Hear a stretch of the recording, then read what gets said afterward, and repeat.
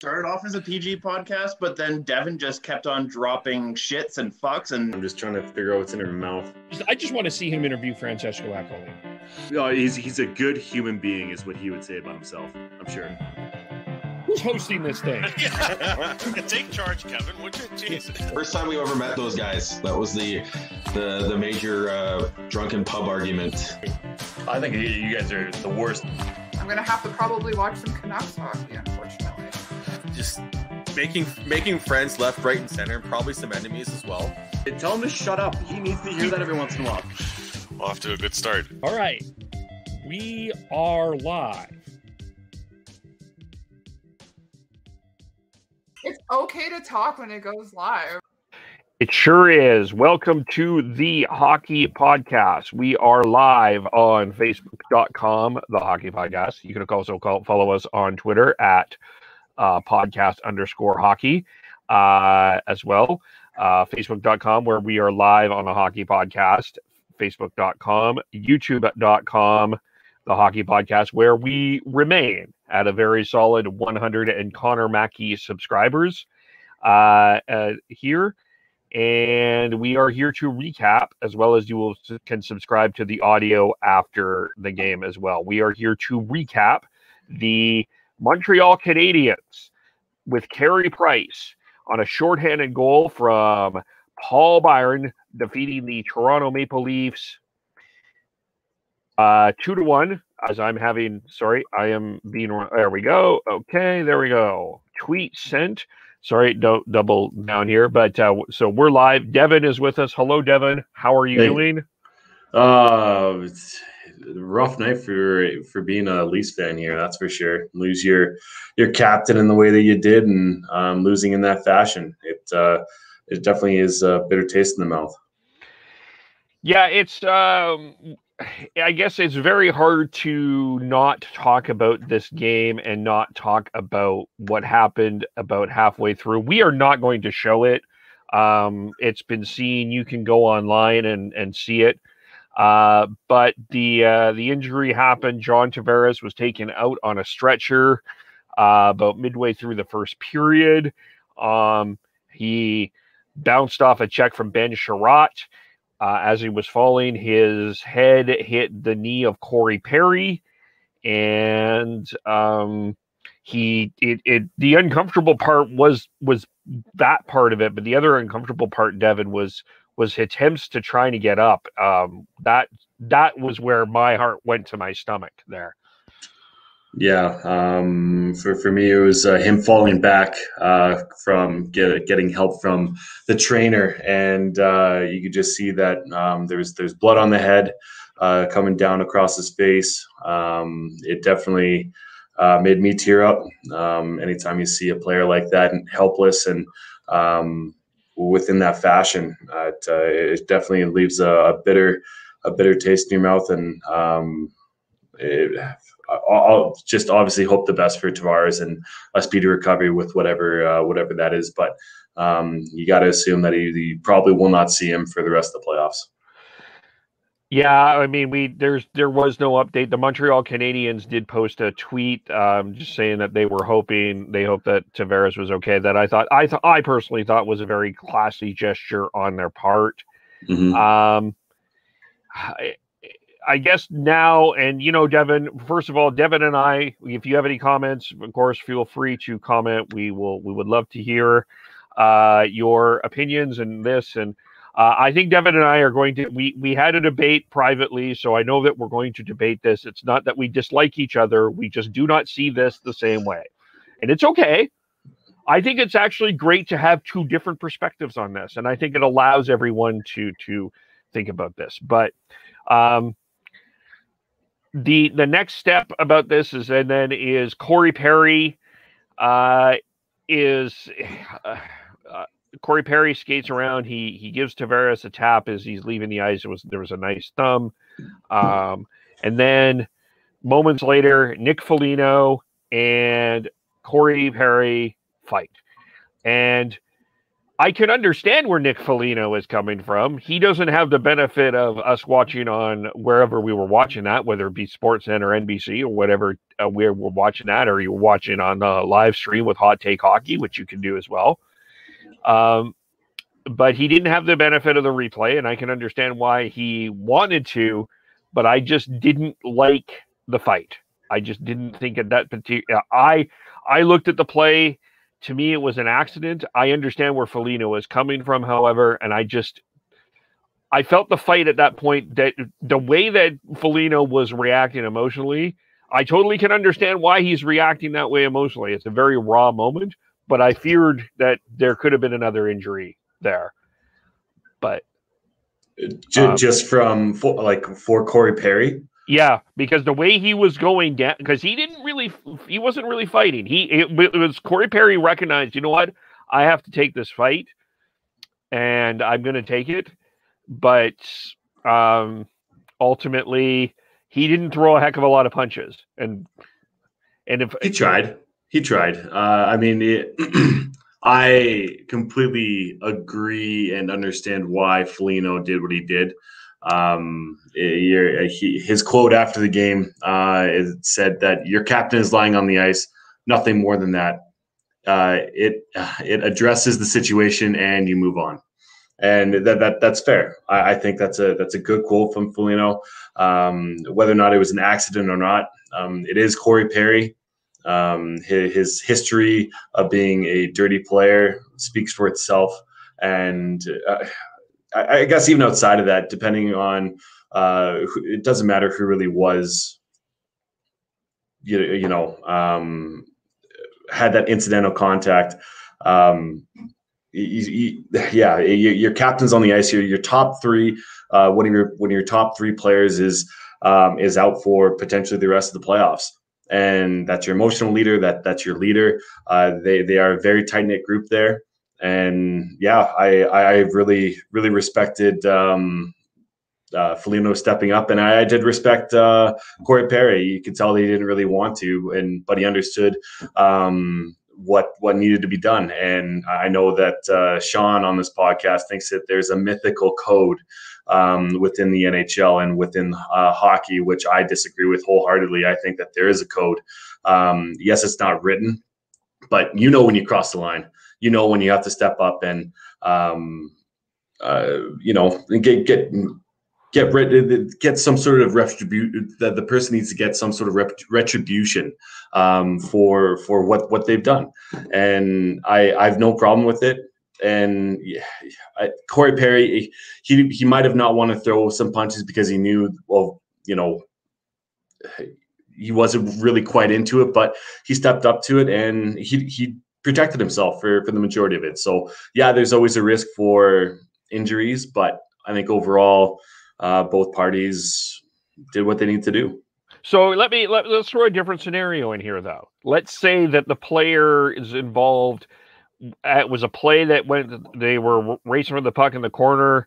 It's an injury, another sort of injury, hurts his foot. It's like a hockey play. Does the person that does the injury still have to fight? It's all circumstantial. I understand what you're trying to get at. It really depends how dangerous. Some people are struggling with the mythical code, because it doesn't seem to me. It seems for some people, and that it really depends on circumstances. It does, absolutely. It is unwritten. It's not written in stone, but when something should happen. Go ahead. Sorry, I'm getting emotional. Let you talk. Tyler, I need you. Right. It is all circumstantial. How it happened. The fact that it was Corey Perry has, I believe, something to do with it as well. It's such an unfortunate play, but the reality is, once again, one of your top players is out, and within that fashion, within him being carried off on a stretcher, within his head was bleeding, for God's sakes. And yes, it was an accident once again, but if it was in a different way, like he broke his foot or something like that. Depends how dirty the slew foot or how it. I don't think you can compare the two. Like unless you're looking side by side between something that has happened, then you can kind of break it down. And as a hockey guy, you can, or as a hockey person, you can really just take a look at it and gauge it for yourself. Gauge what? Sorry, gauge what? The situation, the play, because like you're talking about a hypothetical play that we cannot see, right? But I guess this is where we get confused. Okay, so like this is where this gets all confusing. Nazem Kadri last night, we didn't talk about this, but Nazem Kadri bops Justin Falk in the head. Mm-hmm. There's no fight. Nobody's. Oh, there's a scrum. Kadri. There's a scrum right after. Absolutely. Okay, but did Kadri have to answer for a fight? Was there a drop? Not yet. Not yet, but he will. That's I think where people are getting confused, because it seems like this is like the wheel of discipline with the NHL. Is there sometimes you have to fight and sometimes you don't, and it really depends on the situation and it depends on the team. Well, that hit last night was completely dirty, and once again, it's a repeat offender in Nazem Kadri. It doesn't matter if he's going to be out for, let's say that he can't come back until the start of the third. The third round if Colorado gets that far. But for a fact that either somebody from St. Louis is going to be taking that number for next year, or Justin Falk is going to take that number for next year. And, it's not going to be lost. You think this Tom Wilson thing is done and over with New York? No, that's not done either. No, I guess again, this is where this feels different, though. What Tom Wilson did was douchebaggery stupidity, and I think some people will understand that Tom Wilson deserves his comeuppance. I don't like Corey. Corey Perry is one of those guys that he's that old cocky phrase. You love him when he's on your team, you don't when he's not, right? And I'm not saying that Corey Perry has done some pretty dastardly stuff, but this was not a case of Corey Perry doing something dastardly. That it was, to me, it was an accident, and that's my problem. Yes, I think that there's that accidentally on purpose mentality with him. If you ran into him and he hurt him just a little bit, like a bruised rib or something like that, that's playoff. That's what he does. That's exactly what he does, and that means that it was intentional. But who knows? Who really knows? And it could be 100% an accident, but still, like your captain. Like, I put myself in Nick Foligno's shoes, I'd do the exact same thing. Fair. I understand. Like, for us sitting here in chairs, it's easier to make that decision than Nick Foligno did. But here's what this is the tweet I found this from Craig Wyshynski here. I'll just pull this up, and we'll get get that perspective here. We have some comments as well, as I Ron McLean this as Tyler so known to love. Corey Perry on the fight with Nick Foligno. Nick came up to me and said, "Let's just settle this now. Let's not wait. Got to do what you got to do." When asked by John Lou if any Leafs accused him of the hit being intentional, Corey Perry said, "I mean, it's an accident. All Foligno says is, let's settle this now. I know it's an accident," he said, "but it's their captain, so it is what it is. That's all I can say." Okay. Did Corey Perry mean to hit him in the head? No. Did Corey Perry mean to make some sort of contact? Maybe.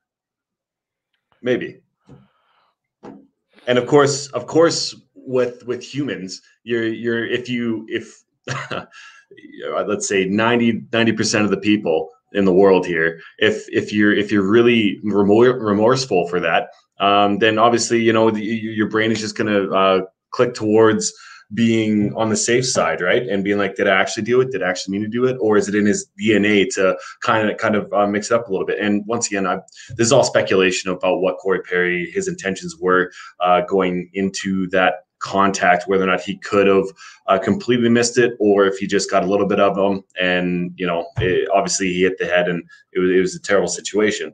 But once again, did Corey Perry, he understood exactly what needed to happen.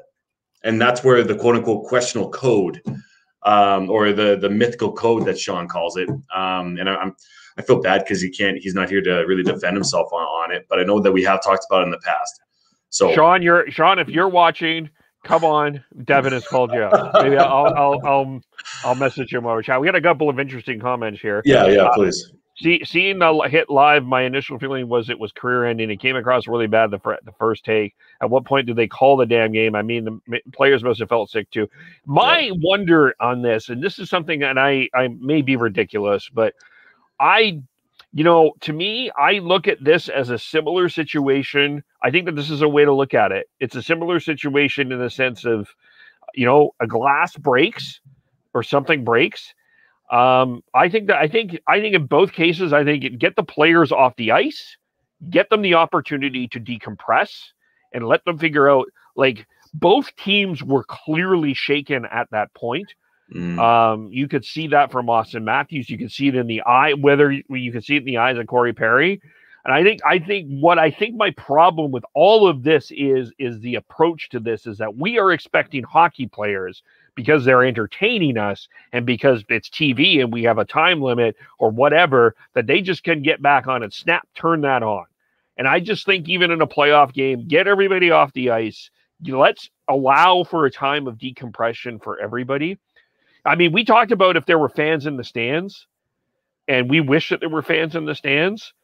There could have been some fans emotionally reacting to that situation as well. Oh, absolutely. So I don't know. I think that's something that I think the NHL needs to look at, is allowing players that opportunity to decompress. Well, when Jay Bouwmeester had his cardiac arrest on the bench there, what was it, last year, 2 years ago? They called the game, right? Yeah. And they understood what was happening, and that some players couldn't keep going. I think if Tavares was more injured and he was not conscious, and that would be, I think that's where the line is drawn a little bit. Obviously, I don't know, but I'm just assuming, and that's my thought process. So I think overall, it definitely needs to be looked at for sure, because before that incident, it was a great game. It was back and forth. It was physical, high tempo, completely night and day different from the Jets-Oilers game, which we talked about last night, because that game was so unbelievably boring. And this was the complete opposite. And it's just outside of Tavares getting hurt, it's a crying shame that kind of had to interject and change the momentum of the emotions of the entire game. And it did take the Leafs. It did take the Leafs until the end of the period to get back in the room. At that point, you can rally around each other. That's your family in there, and you can rally around Tavares and try and do it for him, and know what needs to be done within the next two periods. But I do agree. I think they should look at what needs to happen if that does happen again. And once again, it is all circumstantial to how everything should be rolling within the NHL. Clearly the Leafs were at this point. The Leafs at that particular point, they were frazzled. The Canadiens scored shortly after that, and it was 1-0. And heading into the second period, William Nylander tied it, and Carey Price. Lots of questions about him throughout the entire playoff, or going into this, whether he would be healthy or not. Carey Price came back and did Carey Price type things, outstanding. And I think that helped.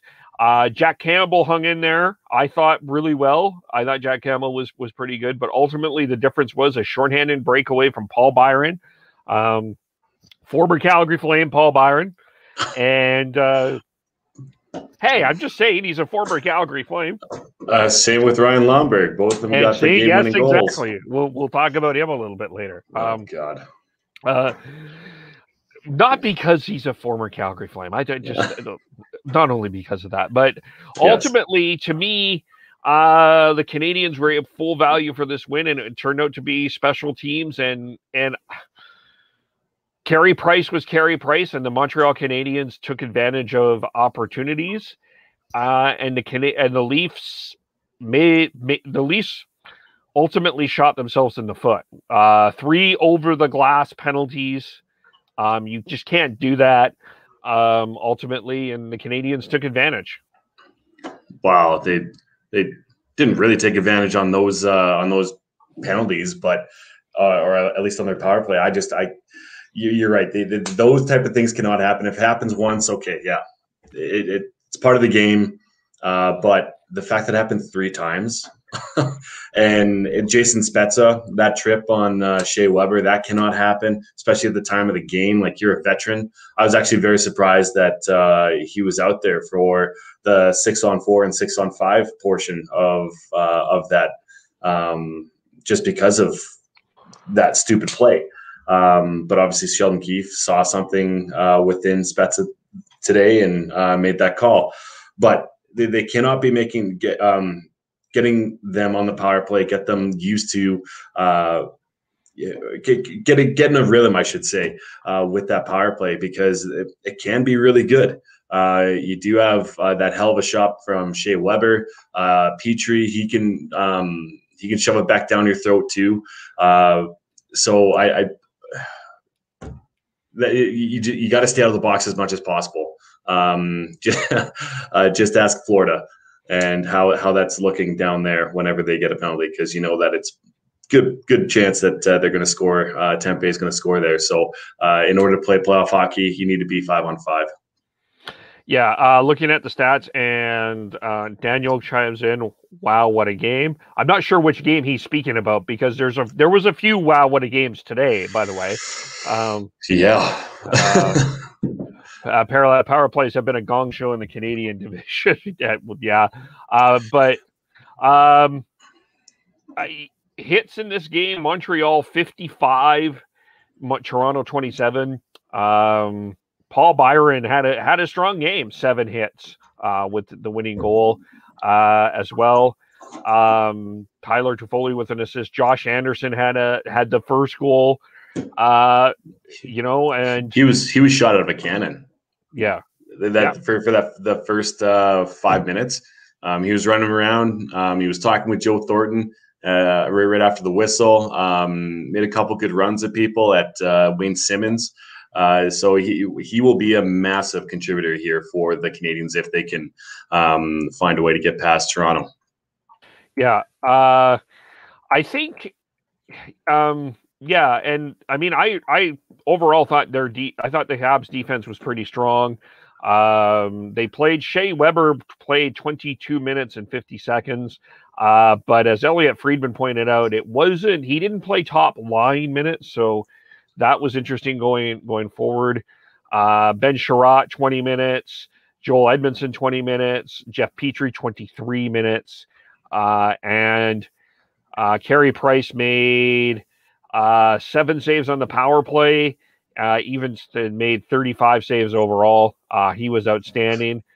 For the Leafs, if I told you, Devin, if I told you before the playoffs started that Connor McDavid and Austin Matthews would not score a point in game 1, would you have slapped me, punched me, kicked me? What would you have done? I like the slap. I'd slap you. Okay. Because Connor McDavid both Connor McDavid and Austin Matthews, no points in their first game 1. Yeah. If either one of those teams need or are going to advance, both those players need to be better. I mean, Austin Matthews definitely played better than McDavid did yesterday, so that's a positive for Leafs fans. But credit to Montreal. They were able to block a bunch of shots, and the high scoring chances that Matthews had were very few and far in between. I can only think of maybe 2 or 3 of them where there actually were a good quality shots on net. So in order for Matthews to be effective within this, he needs to produce more. He needs to be a little bit more dangerous. But the one thing I could not understand what was happening was on that even a 6-on-4, 6-on-5 situation. Matthews was in the slot instead of on the flanks where he normally is. He had Nylander on one side, he had Marner on the other, and then he had Matthews as quote unquote the bumper guy. And I don't understand why because I guess maybe trying to get a different look considering what the power play did earlier in the game. But that needs to be taken a look at and understand that Matthews is way more dangerous on those flanks, on those half boards, and getting those one-timers off or trying to find a shot there, because he's not as effective as that bumper guy in the high slot. Yeah, there were some interesting decisions on the power play, and I thought some interesting lineup decisions. I don't understand why Pierre Engvall did not play. Out of who? Who would you take out? Riley Nash? Riley Nash, who did not play the entire year. Like I think that was a bit of a mistake there. I think sorry, before you go forward, I think the reason why they wanted to get Riley Nash in the lineup is because of that reason. Because he hasn't played, and he can be a big contributor on the PK.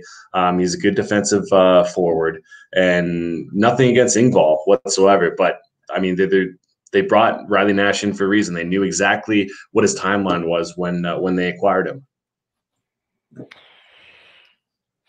I think you go with the guy that's played over the guy that doesn't, though. It's just. I agree. Like a game 1 of a playoff game.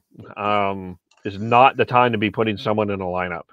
Well, you can probably expect to be some sort of lineup changes, especially with Tavares being out. And I would be surprised if Engvall does not get put in the lineup either. I think that'd be a very smart move.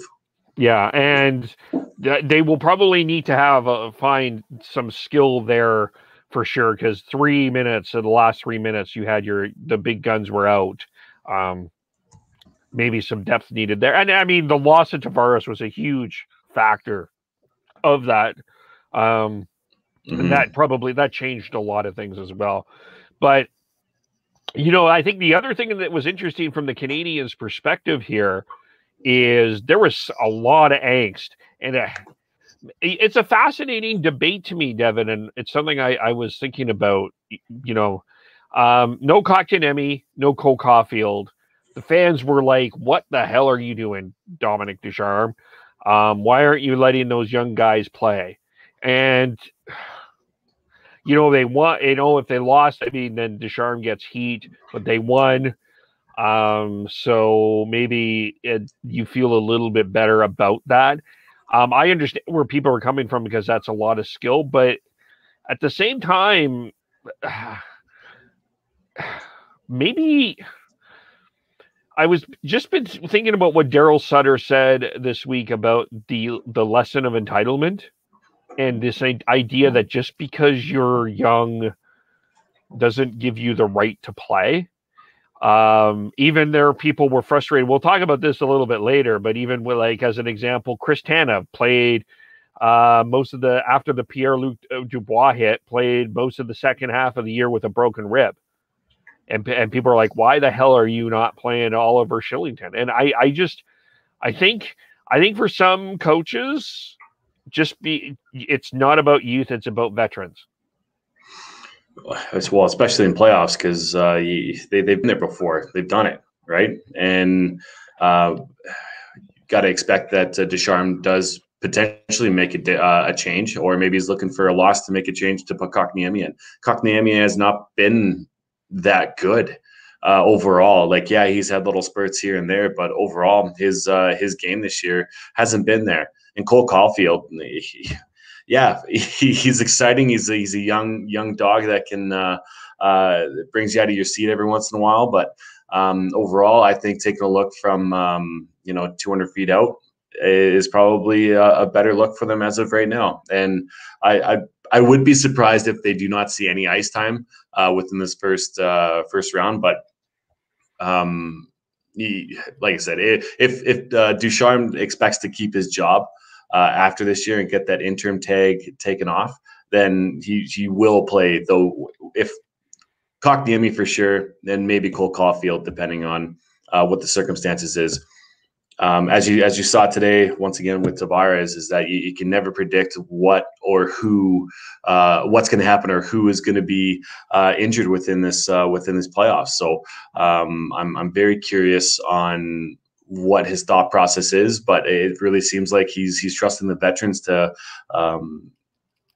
take that next step for the Montreal Canadiens and help them to get to the next round, because right now they are the underdog, even though they're still up 1-0, and you got to rely on your veterans to take you there. Yeah. Big loss. I mean, it'd be interesting to see what happens with Jake Evans. He left and did not return. I'm a Jake Evans fan. I think he's been he's a good fourth line center for the Montreal Canadiens. So maybe that gets Kotkaniemi back in. But I also, that may be a switch to get Kotkaniemi in, but I do like Jake Evans for sure. Yeah, that's an understated big loss for Montreal. He's kind of like a Riley Nash type of player. He's a good two-way player, very defensive orientated, and he works his ass off. So that could be a big loss for Montreal, even though he's not a big name. Yeah. So game 2 of that series is on let's just look here, because they're doing a back-to-back. But the nice thing, I think their back-to-back is Monday, Tuesday. So I think it's Saturday. Saturday game 2, Hockey Night in Canada. I thought obviously anyone with a brain would think that you have them Saturday for sure. Anything else on this game that we need to talk about? I don't think so. I think if we're just going to be talking about the rest of, since I'm a Toronto fan, we'll talk Toronto. I thought Campbell played pretty well. I did too. His stick, his poke check wasn't quite on par, and it did help the goal go in for the winning goal for Paul Byron. And I guess even on the first goal, there was a broken stick that he was trying to get out of the way because he knew that could be potentially bad for him. And then, Anderson comes in and snipes one pretty much, posting in. So I think that those are things that you can kind of live with a little bit, because for those other shots, he played pretty damn well. And do you want to talk about Sandin at all or no? I didn't understand him on the power play, and maybe I was missing something. He's a highly skilled player that is he's trying to figure. Sheldon Keefe had him down in the Marlies, and he was their number 1 power play quarterback in the number 1 power play. He knows the type of skill that Sandin has, and he can skate well. He can shoot the puck. And he can find his shot isn't that great, but he can find Marners and Matthews, and that's exactly what you want out of it. So I don't see a big deal within that. As well as you don't have Nylander on there. Even after Tavares was done, you didn't have Nylander on that top unit anyway. So and I would argue that you probably should have him over Joe Thornton if you're just looking purely skill wise, but they want to have it all spread out. So I'm not surprised that they have Sandin up there, and they had Riley on the second power play with Nylander. Yeah. Okay. That's I will defer to that to you there. Just seeing this tweet here, at least we're the better team for the second period on. I'll maybe share this. Suggestion: would you sit Joe Thornton? No. God, no. You're talking about an emotional leader. You're talking about I would not sit Joe Thornton. I thought he played pretty well considering.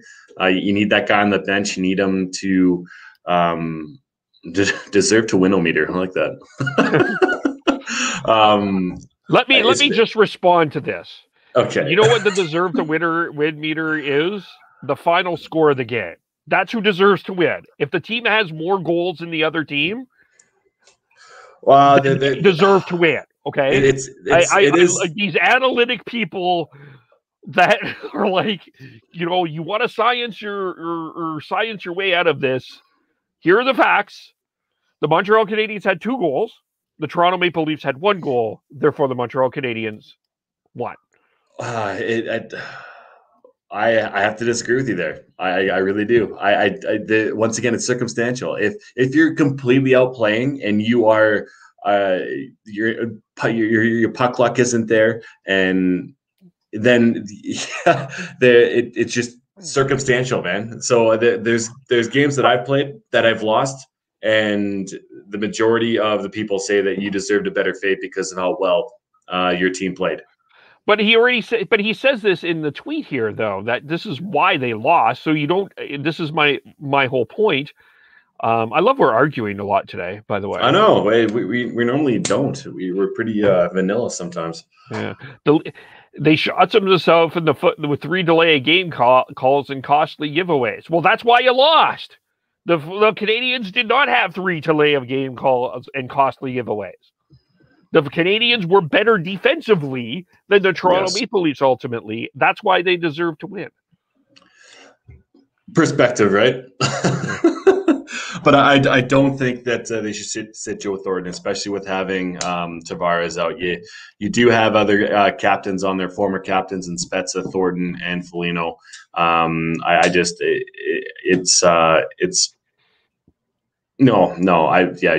keep the Joe Thornton in unless Keith decides that needs taken out. But if it's up to me, I would keep him in.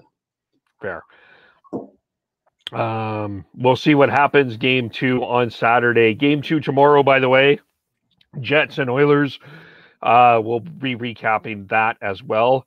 But we'll just go through some other things that happened today. And Ryan Lomberg.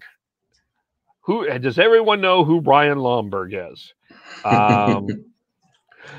Well, here is Ryan Lomberg, and I'll just full screen this and put this down to mute here. There we go. There we go. Let's introduce you to a man named Ryan Lomberg. Here's going in. Look at that. Ryan Lomberg, 5 minutes, 56 seconds into overtime, scores the winning goal. The Florida Panthers are back in the series, 2-1 down to the Tampa Bay Lightning. Ryan Lomberg, I'm just stating this as a fact. He's a former Flame. Was a guy that I think was looked more upon that he was going to be a fisticuffs, kind of an old school goon than a hockey player. I think a lot of people had that perception. And I would imagine that he partly improved his game. I think that he deserves some credit for that. But I think that this is a nice story overall that Ryan Lomberg gets the winner. He's an absolute pest, and he's been something for Florida. Yeah, I was disappointed to see that they walked away from him, Calgary that is, and that I'm happy to see that he has gotten a chance to thrive down in Florida. So it's a good story. It really is. If you don't know who he is, you do now. And how could you not love that flow underneath that bucket? And that finish it's a damn good finish on the best goalie in the NHL of Vasilevsky. So he does have some skill every once in a while. He's not just a pest and a shit disturber. So Florida definitely has a good fourth liner there, and he's built for playoff hockey. Yeah, let's show it from a different angle. I was just noticing this from a different angle before. Watch from this angle. I think that this is a bit better. There it is. Just nice little snipe. Yeah, totally. And look how happy he is, and he is very lovable guy, and I'm sure they just love him in that room. Yeah. Yeah, for sure. And that's been a great series. I'm glad that that's going a little extra there. I think it would have been really tough to have Tampa Bay up 3-0 the way that series has been played. That's a series that probably deserves to go 7. I still think Tampa's going to win. You're wrong, man. You're wrong. It's going to be Florida. And I love it. I love it. We'll see. I looked like to be right on Minnesota the first game, but Vegas has come back, and it looks like, what are they? It's 3-2 end of the second period. So, and they will have a power play, Vegas, going into the third period. And Pittsburgh and the Islanders had a wild game. Brandon Tanev scored the winning goal. They're up now 2-1, winning 5-4. Sidney Crosby doing Sidney Crosby things again. And yeah, so Pittsburgh's up on that series as well. Did you catch any of that series? No, I didn't. Unfortunately, it looked like a good game. I still have the highlights kind of coming up, and it looked like there was a lot of penalties and a lot of scrums. And I might just have to go take a look at the 10-minute recap and enjoy that for what it is. Fair. And Parallax Prophecy is really happy as he says, "Ugh." The other news today, we'll just quickly touch on the Canucks news. They had their media available. We'll touch on the Canucks, and then we'll talk about the Flames here a little bit too. Alex Edler said today that he, no matter what, if the Canucks sign him or not, he wants to come back. So he is expecting to play another year. Well, what do you think of that? Because you are a Canucks fan. Well, here's the thing. If you do sign him, you may have one of the questions is do you trade an Olli Juolevi? Where are you at with a Jalen Chatfield? I think it's going to be if the reports are true that Henrik or Daniel are joining the team in some capacity, I would imagine that Edler comes back. I guess what price point? Yeah, it's just a major thing.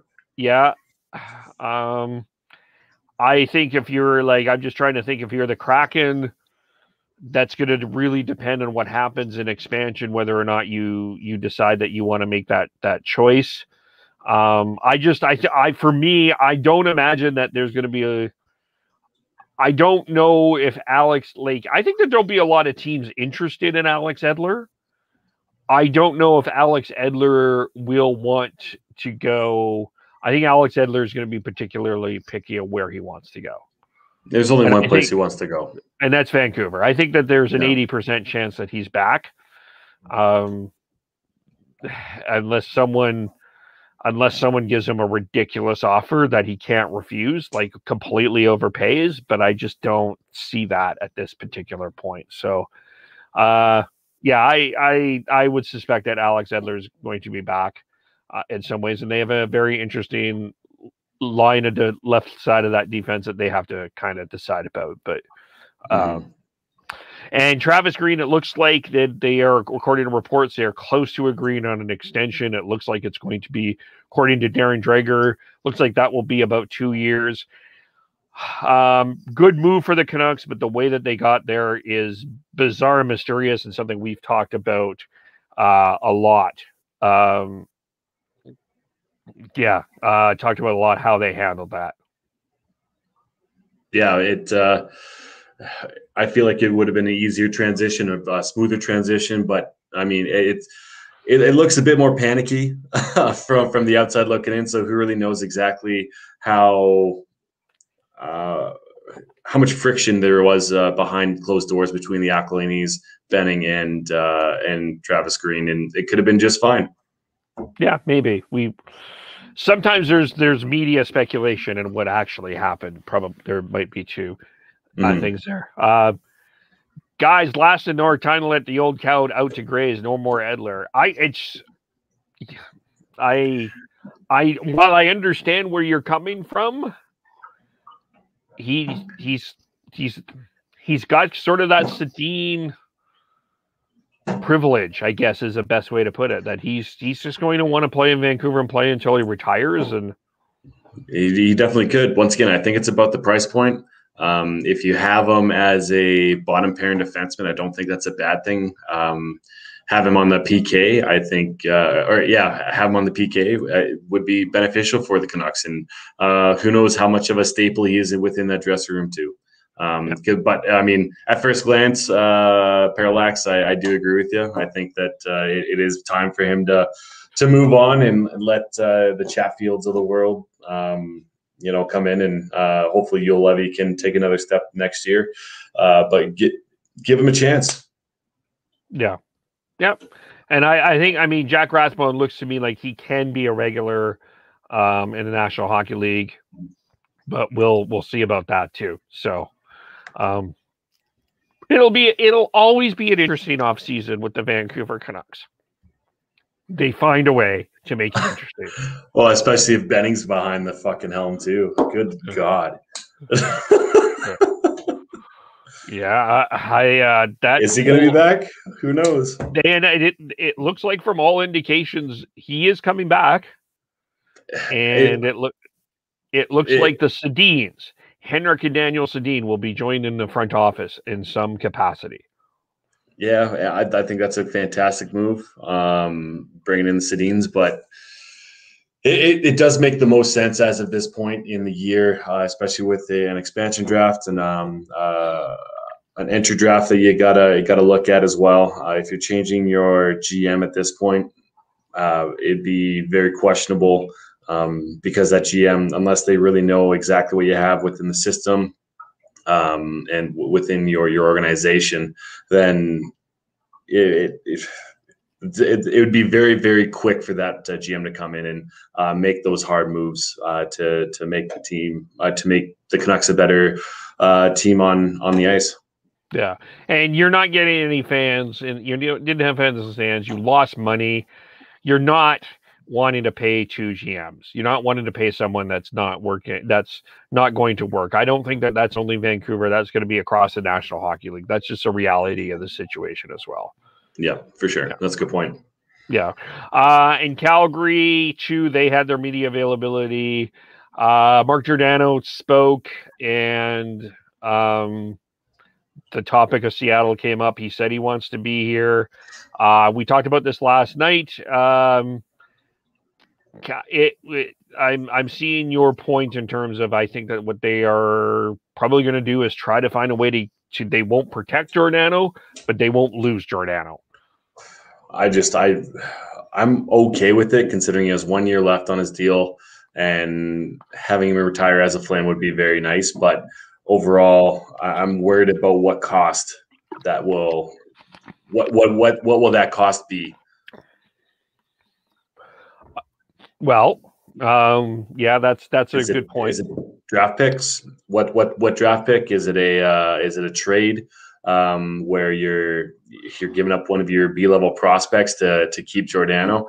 Daryl Sutter, he just likes. He loves Giordano. He loves what he brings, and once again, within that locker room, what type of clout does he have there? It sounds like he's very well respected, so it'd be kind of hard to really transition to a new leadership core, especially with the offseason that we're all expecting Brad Treliving to have, with potentially getting rid of a Johnny Gaudreau or Sean Monahan, or even potentially a defenseman. I don't know what that. Once again, I'm okay with having Giordano come back. It's just that what cost to Seattle is Treliving willing to push upon them? Yeah, let's.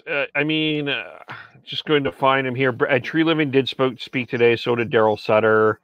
Was sort of that end of year thing. The Canucks did not have the coach and GM speak today, but I'm just seeing if we can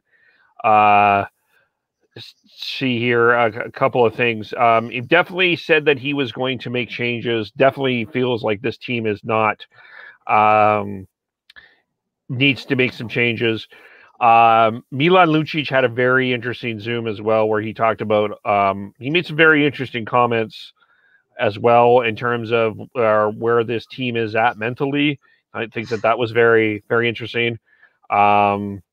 One of the things that he said, he talked about how this team, he said, and I'm summarizing the quote. If you're focused on your individual stats more than your team stats, that's a problem. Yeah. And he chose his words very carefully. But he made a statement there. And so I think that there are going to have to be some major changes within the core of Calgary. They're not going to blow this up. But I do think that they're going to have to look at making some changes. And also the other thing that made some news was Chris Tanev, who basically played with a broken rib since he took a ribs. Ribs, that's right, ribs. Thank you for the correction. Yes, and there's one other injury within that. Let me just find it. The other one. Dylan Dubé is not going to the World Championships, unfortunately. He sustained a concussion in yesterday's game against the Vancouver Canucks, so he won't be going, which I think is I feel so awful for him. It would have been a great story to have him and Mangiapane at the World Championships. It's just at the last game of the year. Yeah, that's heartbreaking. Just Tanev also he missed one practice out of the entire year with a torn pec as well as broken ribs. It's heartbreaking for Dubé. That would have been a great experience for him, and probably could have learned a lot from all those great players that are going to be on that team. But the positive about that about the World Championships is that we do have Mangiapane going, and he'll be able to get that experience, and hopefully he can grow a little bit from it as well. Yeah, I found the hit that we're referring to here. Just give me one quick moment here while I hit that. Ron McLean. And then he also had Josh Levo, as we knew, had a broken thumb along the list of injuries that happened this year. Yeah, here's the hit. Yeah.